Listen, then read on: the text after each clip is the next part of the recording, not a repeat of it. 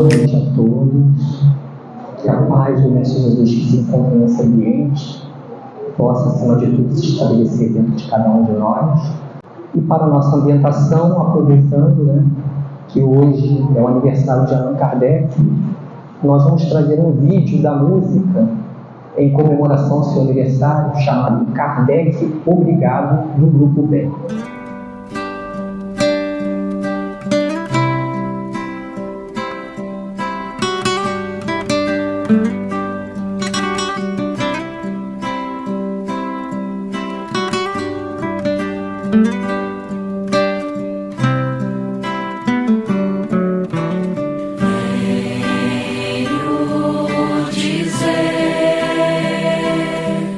Obrigado, amigo, por ter desvendado o dom de saber de onde vim, porque estou aqui, para onde vou, como ser feliz, como encontrar Jesus.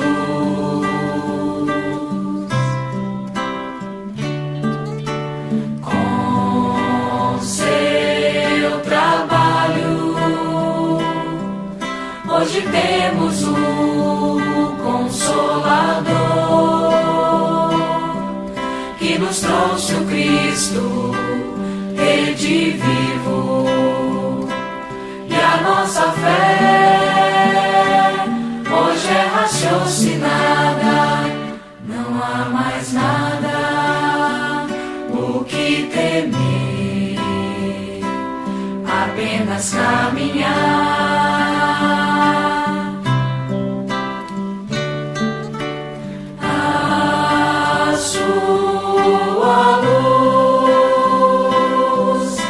Brilhar na terra, porque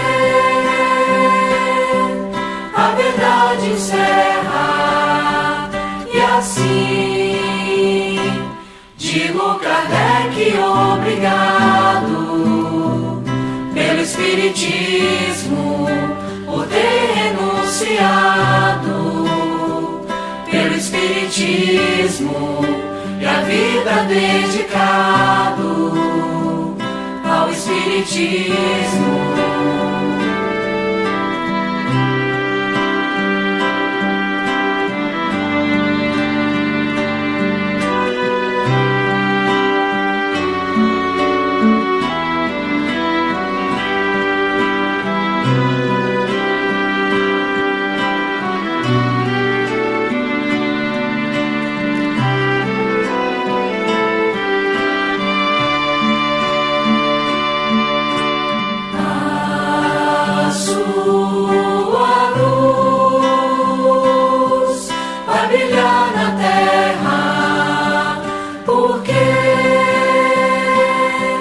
A verdade encerra, e assim digo Kardec obrigado pelo Espiritismo, por ter renunciado, pelo Espiritismo e a vida dedicado ao Espiritismo. Ao Espiritismo.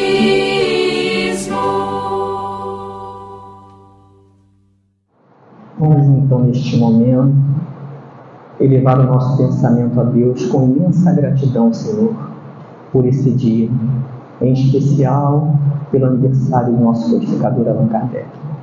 Que possamos, Pai, absorver este conhecimento que a doutrina nos traz, transformando a nossa vida, consolando os nossos corações diante dos desafios, das dores e dificuldades.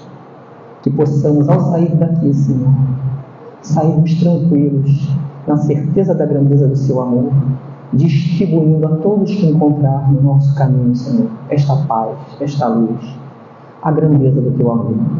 Que a Tua luz, a Tua glória, Senhor, esteja sempre conosco, hoje, agora e sempre.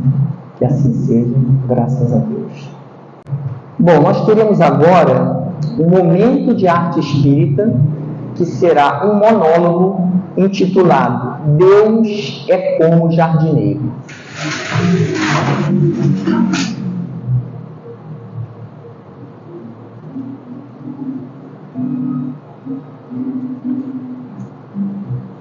Boa noite, bom vocês aqui.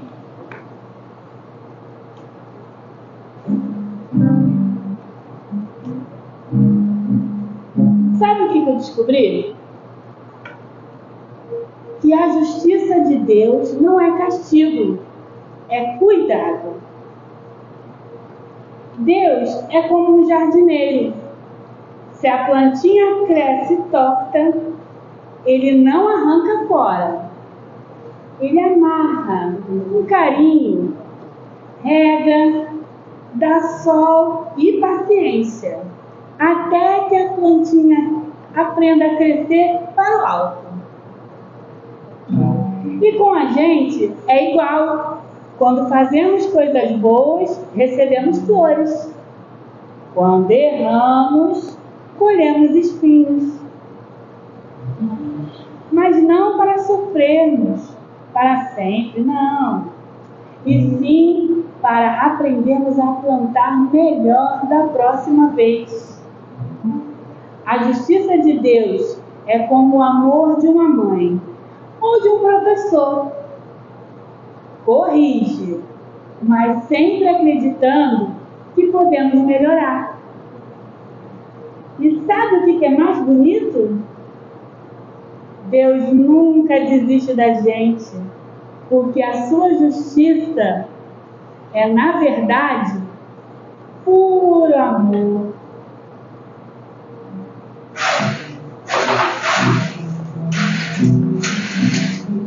Nós agradecemos aos nossos irmãos responsáveis pelo momento de arte espírita e agora chegamos no momento mais importante da noite de hoje, que é o nosso estudo.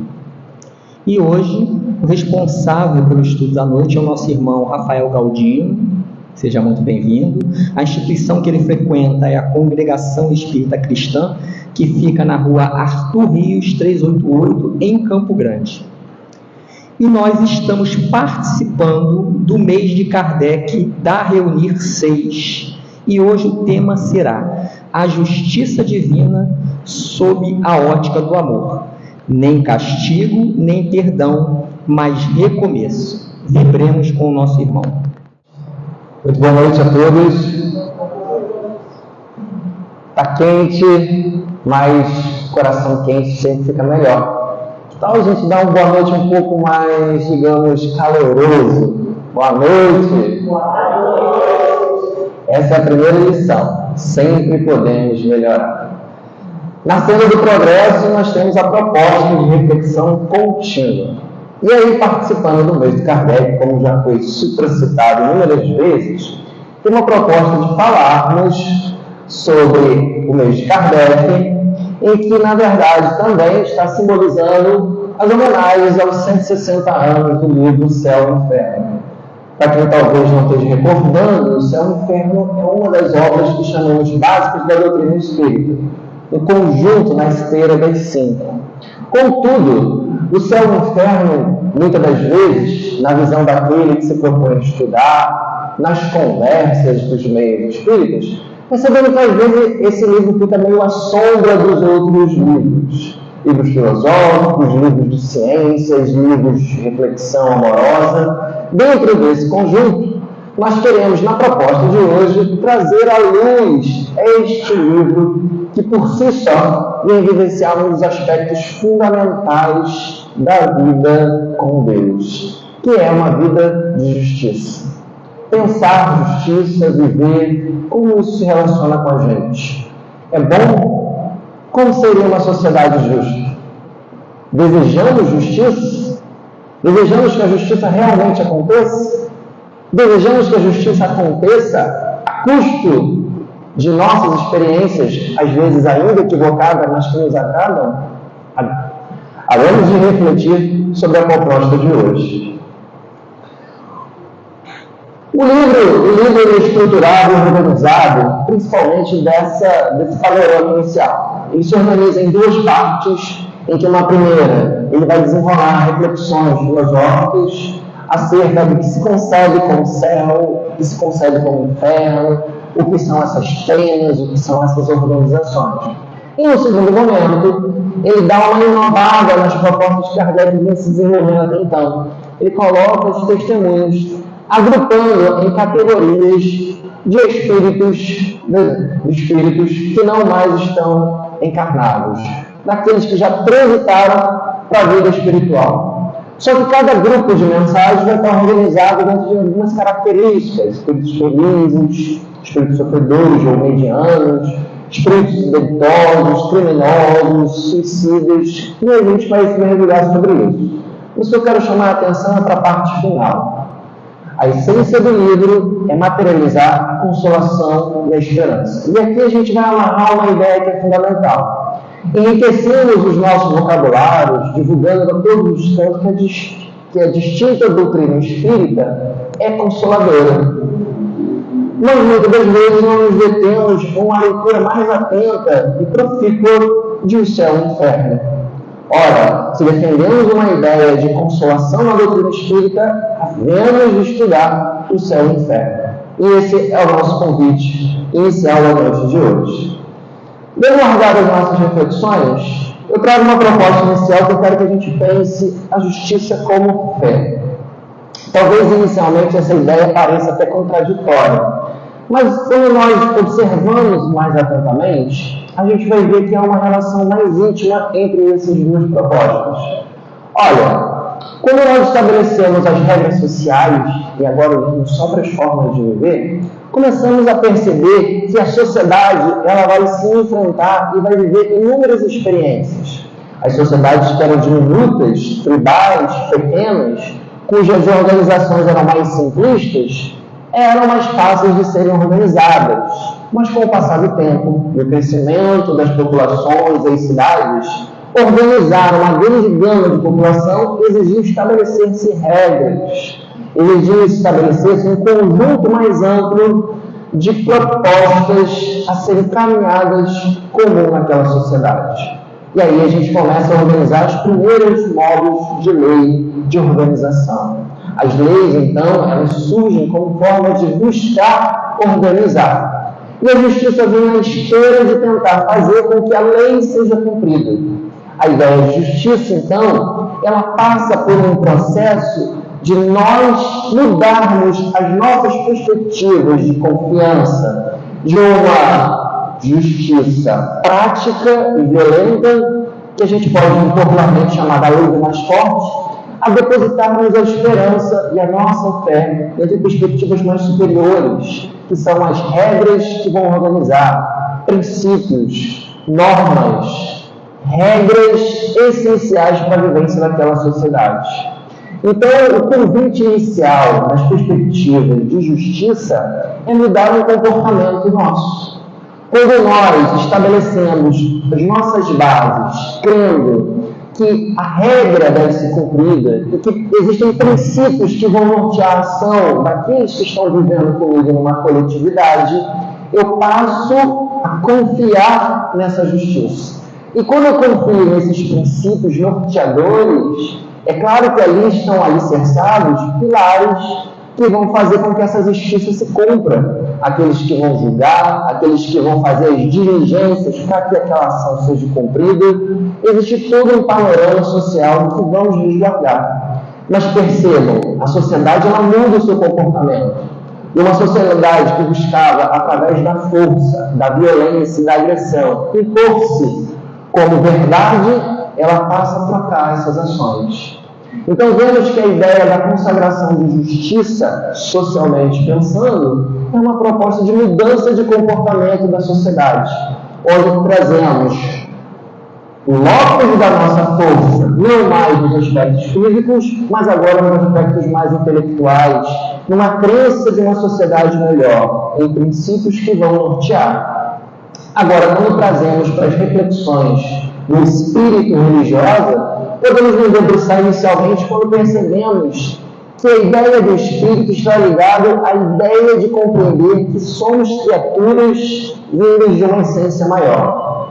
Entendemos que no passado, a gente compreendia essa ideia de divindade dentro de conjuntos mais amplos. Lembremos, no passado acreditávamos que existiam muitas forças que governavam a existência, o politeísmo. Acreditávamos em várias forças, forças da natureza, as forças do céu, as forças do mar e da terra. E dentro desse conjunto muito amplo, nós nos detínhamos nessas crenças mais amplas. Com o passar do tempo, essa crença foi se metamorfoseando, foi se aprimorando e fomos entendendo que essa força criadora ela não era plural, e sim unificada, o Deus único. E aí a gente vai perceber que essa forma da ideia de Deus único vai ser muito materializada nas ações de Moisés. Que, coincidência ou não, vai trazer para a gente uma primeira expressão de um código de lei. E para que haja justiça, é necessário que haja lei. Eu preciso compreender quais são as regras de vivência. Então, a ideia inicial é percebermos que Moisés, como é muito bem falado no Evangelho, vai nos iniciar uma primeira revelação, que Deus ele vai se tornar justo, porque Ele vai exigir de nós um código de comportamento, que são as leis. A lei vai estruturar esse princípio de justiça. A justiça ela vai estar alicerçada dentro desse processo de transformação do comportamento. Quando observamos, por exemplo, no céu e no inferno, o depoimento dos espíritos, vemos lamentando sobre ações equivocadas que tiveram na terra, dificuldades que vivenciaram, os desvadios que encontrou ao transitar na espiritualidade, ao entrar pela passagem do falecimento, percebemos que ali não há um Deus punitivo, não há um Deus maléfico, não há um Deus mau. Como muito bem a sensibilização nos trouxe. Começamos a perceber que há uma coerência de justiça. E quando quisermos ampliar ainda mais, nos debruçamos nas obras de André Luiz, que nos trazem inúmeros casos que são dissecados milimetricamente, mostrando a relação do presente com o passado, evidenciando que aquele que sofre não é tão inocente. Começamos a perceber uma essência de Deus muito diferente daquele Deus que Moisés trouxe, aquele Deus punitivo, exigente. Começamos ao longo do tempo a perceber um Deus transformado. E aí a gente vai se deter que na primeira pergunta de Livro dos Espíritos, Kardec se dá o trabalho de estruturar as bases filosóficas e reflexivas de toda a religião. Ele vai amarrar o que é isso. Como nós podemos compreender essa ideia de Deus? Diante desse processo, nós conseguimos transitar uma melhor compreensão. E aí, quando ele vai colocar os atributos de Deus, quando ele evidencia para a gente os atributos de Deus, ele vai trazer que Deus ele é bom e justo.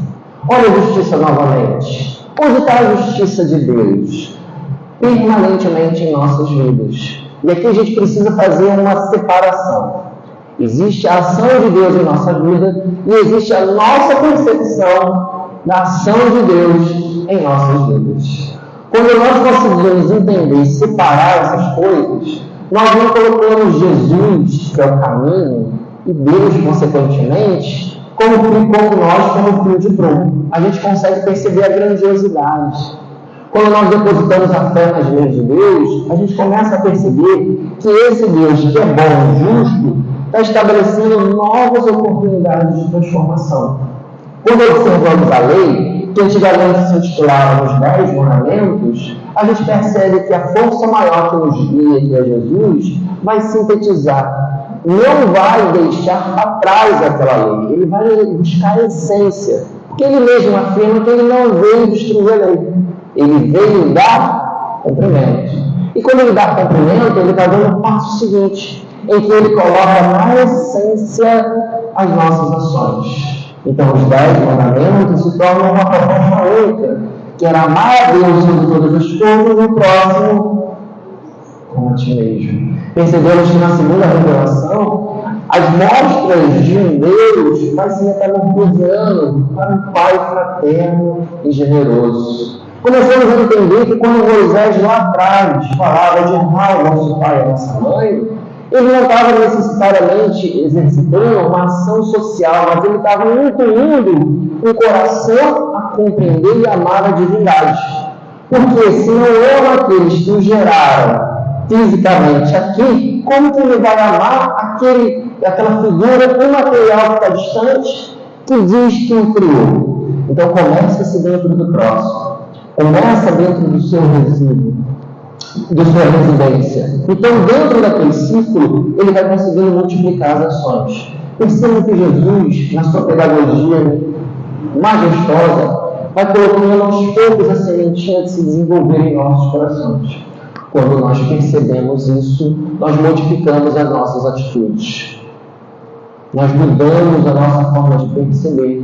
E entendemos que a lei, ela é um processo de burlamento, de transformação, de buscar a permanência do equilíbrio da equação divina.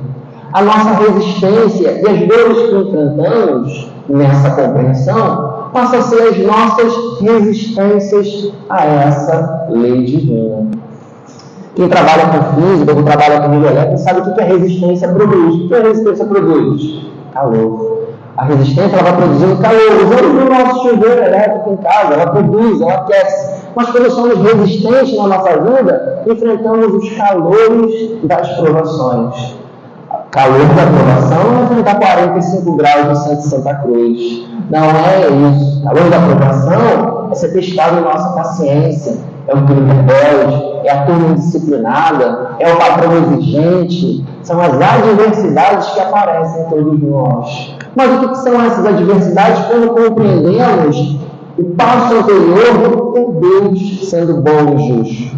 Ora, se Deus é bom e justo, o que há de acontecer tem que ser o quê? Bom e justo. Mas como que eu vou perceber a lei de Deus? Essa indagação Kardec traz. Aonde está a lei de Deus? E os Espíritos vão evidenciar. Ora, está muito perto de ti, está em tua consciência. E quando nós percebemos o nosso conjunto de ações, a gente percebe minuciosamente que as nossas ações, elas são roubos do nosso orgulho e egoísmo. Ora, mas a pessoa não sabe, mudamos a consciência com orgulho e egoísmo. E aí a gente acaba invertendo a interpretação da lei.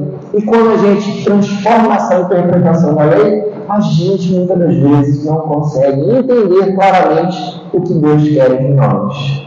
Quando nós não entendemos o que Deus quer de nós, cometemos equívocos. Tomamos decisões menos felizes. Mas como saber o que Deus quer de nós? Como a lei está sendo aplicada na minha vida? Conversa com Ele, conversa com Deus, faz a oração. A oração transforma as nossas vidas. Trazemos constantemente as ideias de fazermos a oração, de conversarmos, mas às vezes carregamos ainda de um passado muito presente ainda em nossas vidas, a ideia de oração como algo sagrado, em que eu tenho que fazer no tempo, em que eu tenho que estar em determinada situação. Eu posso fazer a oração em qualquer momento, em qualquer circunstância. Na verdade, a proposta talvez seja mais ligada do que reservar momentos. É transformarmos nossa vida em oração. Constantemente conectados com Deus, percebendo Deus a todo momento. Porque a lei não é para punir. A lei é para educar. É para regular aqueles pontos que são os menos felizes. Às vezes a gente não consegue enfrentar as propostas da lei, porque muitas das vezes Jesus já nos advertia: não se pode servir a dois senhores. O que Jesus estava nos convocando? Ó, tu está na vida material, mas aí tem uma proposta. E a gente se prende nas doçuras, naquelas enganações, naquela beleza que é completamente descartável que a vida nos coloca. Nos perdemos da essência. Queremos vir ao templo orar, perdão, nós queremos ganhar na Mega Sena da virada. Nós queremos comer o doce, nós queremos comer a comida e não engordar. É possível isso? Fazer? Dá para controlar o açúcar se eu estiver continuando comendo açúcar? Dá para controlar a pressão se eu estiver mantendo um comportamento irritadiço e tacando sal na minha veia? Não dá. Por isso que as leis existem como proposta reflexiva. Quando a gente tenta se debruçar e tentar entender um pouco mais do que Kardec está colocando, ele fala assim, está na consciência como resposta. Ele escreve isso porque os espíritos ditaram isso para ele. E quando a gente vai perceber como se constrói a consciência é um acumulativo dos seus saberes. Por isso que Deus, ele atenua as faltas da ignorância. Porque o ignorante, ele não aquisicionou aquele saber, logo ele não pode ser cobrado daquilo.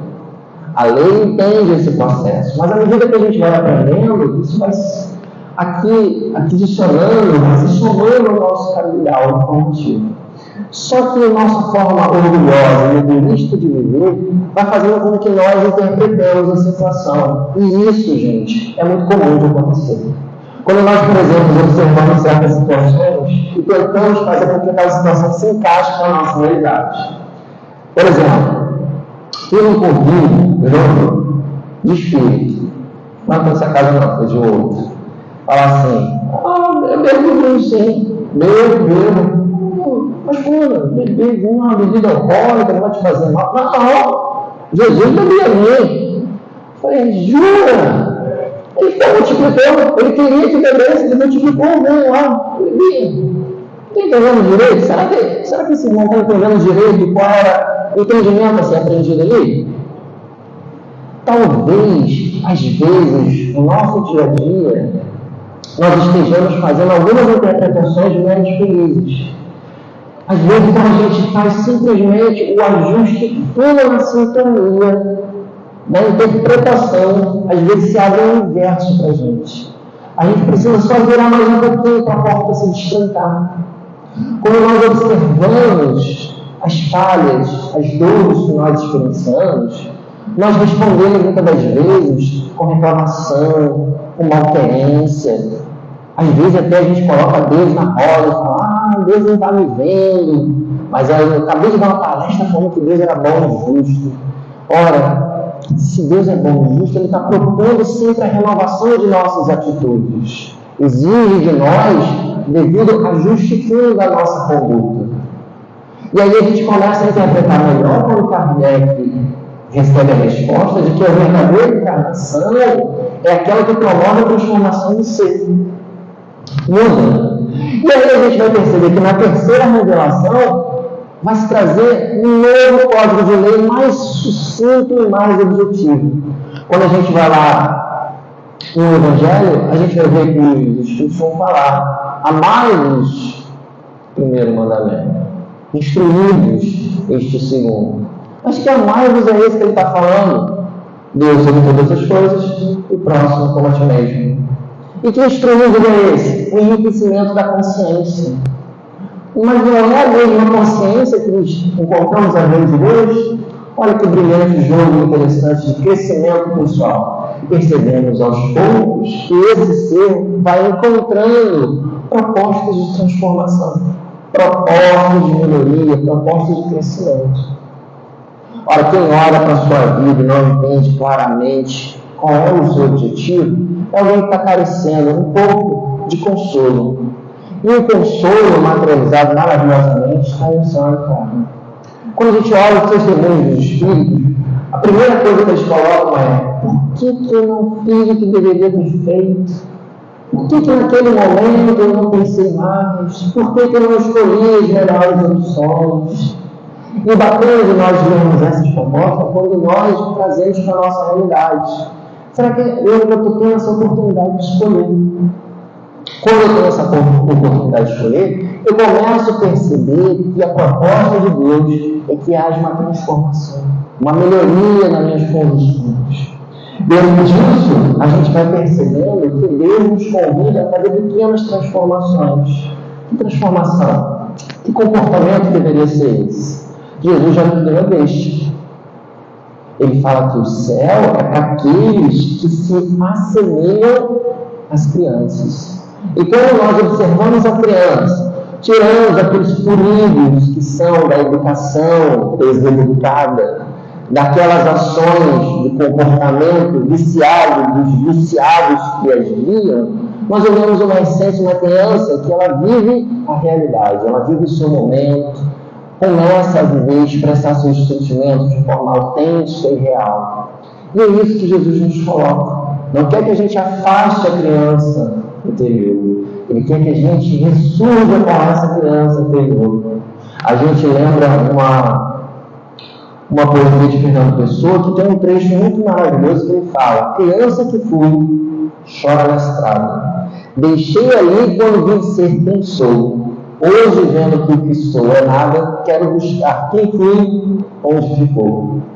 Profunda reflexão que nos coloca a pensar sobre os valores que perdemos nessa proposta, às vezes equivocada, que o mundo vai enlaçando para a gente, embrulhando com enfeites maravilhosos, um saco maravilhoso, uma embalagem bonita, mas cuja essência é vazia. Às vezes, o caminhar na terra, ele é exigente, ele é doloroso. Pode ser difícil e pesado, mas Jesus se coloca ao nosso lado. Ele diz que o jugo é leve com ele. Quando nós nos colocamos juntos ao Senhor, nós conseguimos metamorfosear aquilo que parece intransponível. Às vezes a gente não vê solução para o nosso problema. E isso é uma verdade. Nós não vemos. Não significa que não há solução para o problema. As adversidades que enfrentamos, elas são propostas de ressignificação. E é aqui que é o ponto central da nossa reflexão. A gente precisa entender que esse céu e o inferno, ele está dentro de cada um de nós. Não é o umbral. Não vou para aquele umbral que André Luiz descreve no nosso lar. Eu vou lá para o vale daqueles. Eu vou para aquele lugar. Aqueles lugares são só materializações de corações doloridos, rebeldes à lei. Esses lugares, eles são simplesmente exteriorizações. O inferno, ou o céu, está em nós. E a essência do céu e inferno, na sua primeira parte, é nos debruçarmos justamente sobre isso. Ele vai colocando para a gente com clareza que o nosso conjunto de céu e inferno fazemos diariamente os conjuntos de nossas ações. A cada momento que tomamos uma decisão no nosso dia a dia, nós estamos dando um passo em direção ao dia do céu, ao dia do inferno. Quando nós fazemos essas caminhadas, a gente precisa a todo momento entender que o dia a dia ele é rico. Às vezes a gente pensa que são grandes eventos que vão marcar a nossa transformação. Mas é diariamente, é todo dia, é no despertar, é no como eu vou responder, é na delicadeza, na persistência da boa ação, todo dia, homeopaticamente, gota a gota, a gente vai enriquecendo esse manancial no nosso coração. Nós percebemos que essa construção vai se fazendo dia a dia. Às vezes a gente olha para o nosso lar e o nosso lar está de cabeça para baixo. Está uma coisa muito infernal. Mas a gente percebe que às vezes, se eu mudar a minha compreensão e eu mudando a minha forma de olhar aquela realidade, eu percebo que não é mais um inferno, é um céu. Porque eu vejo a proposta de transformação. Eu vejo Deus ali, eu vejo Jesus ao meu lado, incitando o caminho da mudança, da transformação. E quando eu trago Jesus para a minha vivência, eu começo a perceber que essas propostas, elas são transformadoras. Eu olho para a doutrina espírita não como algo que eu uso para ostentar, como um colorário, como uma blusa, como uma marca que eu ostento para os outros. Não. Eu passo a usar como um código DNA, que vai modelando célula a célula das minhas existências. Mas, Rafael, quanto mais eu faço, quanto mais eu tento, mais difícil fica o caminho. Ora, meu amigo, não há fardos pesados a ombros leves. Jesus já falaste isso. Persiste na bondade, persiste no caminho. Persiste todo dia. às vezes aquele patrão, às vezes aquele colega de trabalho, às vezes aquela turma, às vezes aquele vizinho exigente, aquele marido que nunca me entende, aquela esposa carinhosa, aquele filho indisciplinado, são propostas de renovação, transgredindo de nós cada dia mais e mais. A gente vai nos julgando no nosso coração, vai fazendo com que as nossas visões orgulhosas vão se quebrando passo a passo, ou fazendo com que nem Paulo, que a visão dele se recorda como se fossem escamas que saíam da sua visão. Nosso coração vai perdendo essas escamas, essa epiderme dura de enrijecer nosso coração diante da dor do semelhante.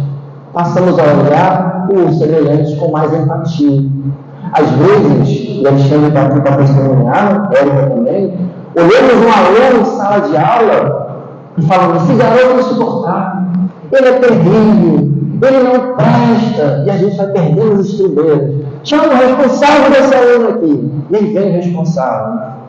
5 minutos de conversa e você começa a ficar com pena do aluno. Você fala: coitado, nossa, que pai essa criança tem, que mãe essa criança, olha só, pior que o aluno. E aí você volta para a sala de aula fazendo o quê?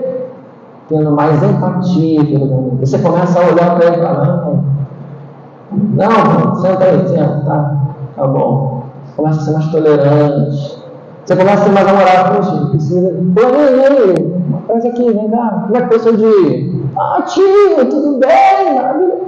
E aí você percebe: nossa, fulaninha era bagunceira, agora vive me procurando no corredor para falar comigo, não sei o quê. Mudamos a nossa forma de encarar o semelhante.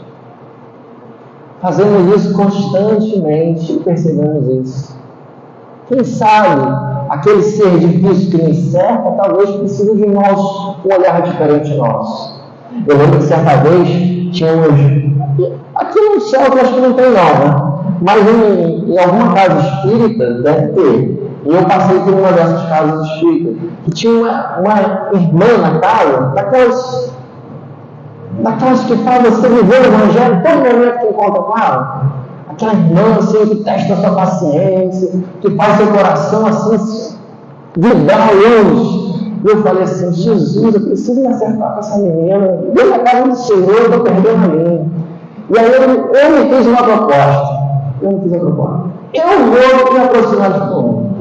E aí a gente fazia um grupo de estudo. E eu falei: todo grupo de estudo, eu vou para o grupo de fulano. E passei a fazer isso. Ano inteiro ali, na disciplina. Grupo de estudo, vamos dividir. Sentar aqui com fulano aqui. E ficava ali. E eu busquei entender e ver a companheira de uma forma diferente. Tentei entender mais ela. Sabe o que aconteceu? Me vi certa tarde, sentado na cozinha dela, tomando um café com um bolo, e ela me contando as coisas da casa da família. Saí da minha casa, fui até a casa dela, sentar e tomar um café com bolo, que ela me convidou. Eu falei: gente, mudei a perspectiva da companheira que eu tinha para com a companheira, e olha, coração materno, mais um que eu somei para a minha existência. Às vezes, essa proposta são os inovadores. Às vezes a gente precisa modificar isso. E às vezes a pessoa tem uma visão equivocada sobre nós também. Eu tinha uma simpatia muito grande com um certo jovem na casa, e ele tentava sempre me aproximar, e eu vi que falando sempre segue de banda e tudo mais. E aí eu deixei com o tempo, falei: pô, não tem problema, o problema é dele, eu não tenho problema com fulano, eu vou estar aqui com um amigo. Eu fui dizendo. Passou-se o tempo, esse jovem chegou, postou a mão no ombro, poxa, Rafael, eu não gostava nem um pouquinho de você, mas hoje eu gosto de você. Poxa, obrigado. E ele me deu um abraço. Eu falei: gente, aqui você não é um amigo. Então a gente percebe que tanto o outro não é perfeito, quanto nós também não somos imperfeitos. A gente não agrada a todo mundo. Mas o que coloca a gente no caminho certo? Compreensão da lei de Deus. Quando eu olho para a justiça divina, eu passo a olhar no semelhante com um olhar não de pena, mas de piedade, como o Evangelho nos coloca. Quando a gente trabalha no reunião de obsessão, a primeira impressão que eu tive ao sentar numa mesa de obsessão, a primeira mensagem que eu ouvi O primeiro pensamento que eu tive foi o seguinte: se eu morrer agora, eu vou ter igual esse homem aqui. Ele vinha falando das amarguras, das experiências, que queria estar na matéria, que queria estar com a família, vivendo, contou o caso. Gente, se eu desencarnar agora, eu acho que eu vou estar aqui na mesma situação que ele.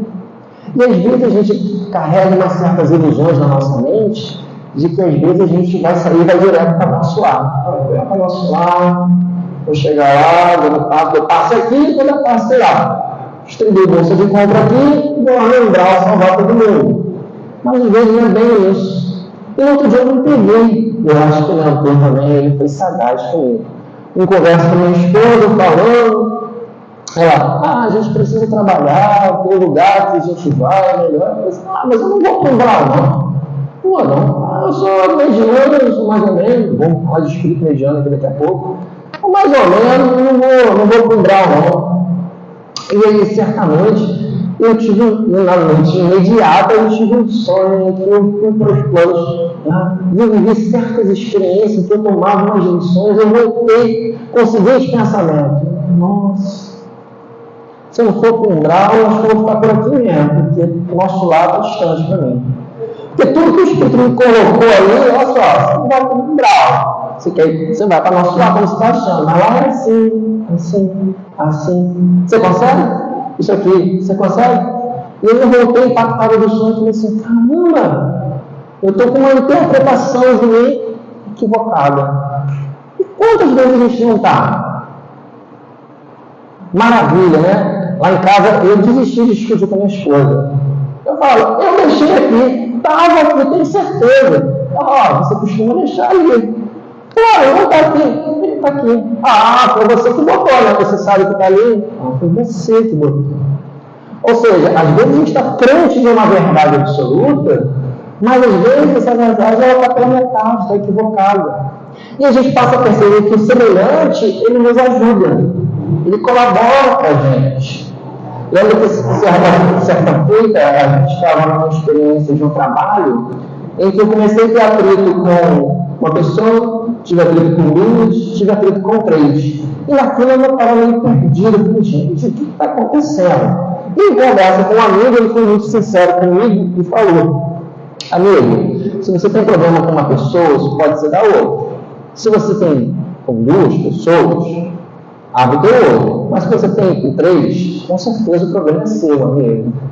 E aí, dali em diante, eu tomei aquilo como uma lição e fui trabalhar. E eu percebi que eu cometia pequenos equívocos que incomodavam muito as pessoas no trabalho. Comecei a olhar que a minha atitude era um pouco displicente e respeitosa. E aí eu comecei a ajustar, a ficar atento. Ou seja, os problemas serviram de feedback, serviram de retorno para que eu pudesse entender aquelas relações. O céu, o inferno, está onde a gente deposita as nossas atenções. Está nesse conjunto transformador. As experiências são constantes e nos estimulam cada vez mais e mais. E se a gente desistir? A gente tem essa opção? Claro que temos. Deus trabalha para poder fazer o livre-arbítrio, não é isso? Ou todos somos marionetes? Existe destino? Nós não acreditamos nisso. Acreditamos que temos a plena escolha. Nesse processo, a gente vai transformando e vai enriquecendo as nossas propostas. E diante disso, a gente começa a perceber que essa relação nossa com a verdadeira vida, ela vai se exteriorizando de múltiplas formas. Desde formas daqueles que são mais sensíveis às terapêuticas, desde aqueles que são mais contemporizadores, até aqueles que são mais revoltados e indisciplinados. O céu e o inferno trabalha com um conjunto, uma gama muito grande de espíritos. Mas nós aqui a gente vai trazer 3 categorias, 3 grupos de espíritos que achamos interessantes. Espíritos felizes são aqueles que nos animam, é aquele que nos dá motivo, que a gente fala assim: nossa, que gostoso de viver isso aí. Espíritos medianos, que a gente já começa a criar uma empatia. Espíritos superiores, que a gente percebe assim: caramba, eu preciso fazer 2 escolhas, porque esse negócio aí não é muito legal, não. É a situação da desobsessão. Você vê o irmão chegar e você fala assim: não. Tanto que naquele sonho que eu acabei de mencionar para vocês, o Espírito colocou muito claro para mim assim: e se acontecer isso? Se violentarem sua família? Se você receber esse tipo de agressão, você continua isento das dificuldades? Como você reage a isso?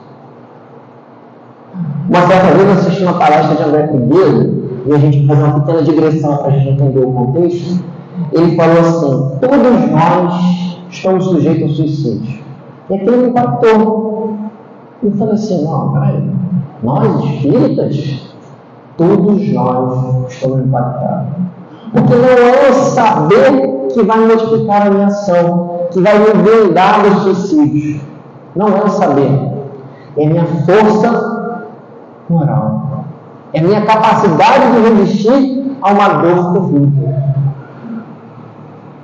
Porque aquele que foge pela porta do suicídio é alguém que não consegue resistir à proposta. Está movimentado pelo seu orgulho e seu egoísmo.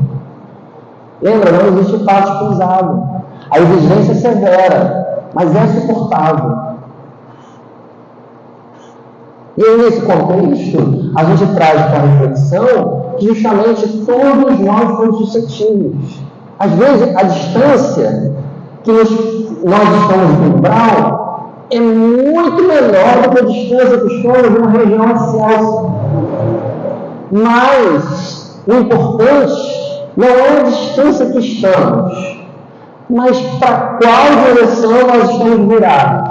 Nós estamos virados para as decisões menos felizes, ou estamos virados para as decisões mais excelsas? Quando nós estamos virados, a gente faz a tradução: é o copo meio cheio ou meio vazio? É a perspectiva como encaramos a vida. Será que Jesus existiria? Ah, mas Jesus é Jesus. Bom, Jesus é Jesus porque ele fez uma caminhada. Concorda comigo? Ou a gente é espiritual e acredita que Jesus foi feito pronto? Anjo foi feito pronto? Não, Jesus fez a caminhada. Se ele fez a caminhada, eu também posso fazer. E ele falou isso. Tudo que eu faço, vós podereis fazer, e ele ainda colocou. E muito mais. Quando ele usa para a gente esse manancial de desafio, ele está colocando que a gente pode conseguir isso. E eu lembro que muitas das vezes, eu passei por uma experiência muito jovem ainda, quando criança, e aí quando a gente vai ganhando uma certa idade, os cabelos vão ficando brancos, a gente relembra ali na experiência e fala assim: nossa, que interessante. Às vezes, a gente quer viver uma ação semelhante à de Jesus, para a gente testemunhar a vivência de Jesus. Mas às vezes a proposta ela é paralela. E aí a gente pode viver essas mesmas experiências. Explico melhor para vocês. Eu lembro que quando eu era mais novo, eu tinha ganhado uma caixa de lápis de cor. E aí quando eu ganhei essa caixa de lápis de cor, a criança fica toda o quê? Cheia de si. E aí eu não queria compartilhar com ninguém. Uma colega na sala pediu, eu falei: não me preste. E aí a menina falou assim: Deus vai te castigar. E aí eu fiquei meio cismado. Espírito rebelde, 3 evangelizações por semana, domingo, terça e quinta. Mesmo assim eu falei: eu emprestei a caixa. Deus vai castigar. E minha mãe, no terapeuta, falou: meu filho, não é assim. É que você deve ser caridoso, gentil, Deus não castiga. Fiz todo aquele trabalho. Bom, educado, transformado, o que eu esperei? Bom, vou esperar ela de novo, me pediu o lápis de cor, e aí o que eu vou fazer? Vou emprestar para ela. Peguei o lápis de cor, coloquei bem a morta na mesa, na direção da colega. Estou até hoje esperando ela pedir o lápis de cor. Será que acabou a minha oportunidade de compartilhar aquilo? Claro que não, inúmeras outras oportunidades apareceram. Hoje, eu não compartilho lápis de cor. Hoje eu tenho que ter lápis, caneta, borracha, vai ficar grande, um monte de gente.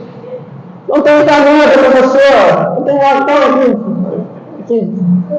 Não tem caderno. Vamos lá, vamos você não está vendo? Hoje eu tenho que dar muito mais para essas criaturas, com muita paciência, diga-se de passagem. Então a gente percebe que as oportunidades elas vão se renovando. Então, a gente pode perdoar uma traição nas experiências múltiplas que se aparecem. A gente não precisa ter alguém que vá vender a gente por 30 moedas de prata, nem 30 reais. Essa experiência está constantemente. A pessoa traiu a nossa confiança. Então, são experiências que a gente precisa espelhar na vivência de Jesus e trazer para a nossa realidade. E aí, quando a gente vai observar esses espíritos, a gente vai percebendo que dentro desse manancial imenso existe um leque muito grande. Quando a gente olha os espíritos sofredores, a gente traz a história do Novello. Novello vai evidenciar de cara no seu testemunho uma grande dificuldade em se libertar do corpo. E pelo que eu vou andando em casas espíritas, vou conversando com as pessoas, esse é o maior medo dos espíritos. Aqueles que estão propondo para fazer a transformação, que a gente conversa, a gente vê, lutando, trabalhando, se dedicando, não sei o quê. Você conversa com fulano, você fala, ai, fico pensando, ficar preso lá no caixão, cemitério, e ficar. E aí, às vezes, a gente deposita a nossa atenção lá no momento, na circunstância. Será que eu vou me libertar? Será que eu vou? E a gente esquece que essa experiência lá na frente, ela vai ser libertadora aqui nos meus conjuntos de usurpações. Então, à medida que eu vou me desapegando da matéria, eu vou trocando as minhas preferências, eu vou dedicando mais atenção, conselhos, eu vou mudando as minhas perspectivas, tendo uma perspectiva de uma relação muito mais espiritualizada, eu já estou me desapegando da matéria. Agora, quando eu quero traduzir minha vida através do terra a terra, da experiência material, das belezas, eu estou me apegando a essa matéria, me apegando ao corpo. Sabe que às vezes a gente não tem essa percepção, porque quando a gente está no corpo, a nossa interpretação da realidade fica muito limitada ao nosso cérebro, à nossa percepção dos sentidos. Mas se a gente tiver uma atençãozinha, quando a gente vê o mundo maior, quando a gente vê entre a terra e o céu, tem depoimentos muito fortes, a gente vai ver que André Luiz narra que alguns espíritos fazem o seguinte: eles estendem, desdobram o corpo, e aí quando o obsessor, a figura terrível aparece, quando ele se vê constrangido, diz que ele foge para o corpo. Então, quando a gente está desprendido do corpo, a gente tem consciência de que a gente está encarnado e que o corpo amortece essas experiências espirituais. E ele narra: o espírito corre para o corpo como a se abrigar dos perseguidores. Então, quando há o desencarne, o espírito se desprende da matéria, ele se vê conflagrado por aqueles perseguidores de uma vida equivocada, ele tenta fugir para o corpo e se proteger, mas o corpo já está entrando no seu processo de degeneração. Além, é claro, das ligações fluídicas. Então, o Novello ele declara que ele teve muita dificuldade. Ele tinha completamente uma desorientação muito grande. A gente, quando é criança, a gente estuda, né? Tem lá um texto de as perturbações, né? Após o desencarne, os tipos de desencarne, da perturbação. Essa perturbação está ligada a uma desorientação. A falta da gente compreender aquela realidade. Mescla-se a vivência espiritual e a material. Ele vai falar que ele começa a sentir culpa. A maior dor do espírito não é sentir o corpo se flagelando, se degradando. É a culpa. É a dor imperceptível, incapaz de eu segurar essa dor. Ela está me corroendo porque eu fiz determinado crime, eu cometi equívocos, eu não fiz o que deveria fazer. Então, quando a gente olha a situação do Novello, a gente começa a perceber que o nosso dia a dia pode ser transformador. E o Novello é considerado um espírito sofredor. Diante disso, a gente passa a perceber que existem outros espíritos. Na condição mediana, a gente trouxe a história do Marquês de Santo Paulo. Ele vai falar que ele encontra uma certa dificuldade, ele encontra a perturbação, mas ele já não se vê tão preso ao corpo material. ele vê-se desorientado, ele vê-se meio desalentado, ele não consegue ainda perceber o auxílio dos espíritos superiores, do anjo da guarda. Ele fica sem uma noção de tempo, ele não consegue perceber quanto tempo ele fica imerso naquela figura. E ele consegue ter uma dificuldade em sair daquela realidade. Então ele percebe, você já vê um grau mais suave nessa realidade, mas essa perturbação é persistente. E aí ele consegue a ajuda no exato momento que ele começa a orar. Então as lições, o trabalho, vai modificando lentamente. Olha a oração. Lembra? Lá no início a gente começou falando da oração, de orar. Olha como ela é importante aqui. Ele era um marquês, uma pessoa importante, que lembrou das palavras do clérigo da igreja, que falava da oração. Foi na oração que ele conseguiu abrir as brestas para poder receber ajuda. É assim que André Luiz fala que ele consegue ter ajuda. Ele consegue perceber a ajuda do Clarencio quando a mente dele se dilata. Ele começa a implorar a Deus por ajuda. O coração dele se dilata e aí ele consegue perceber a ajuda.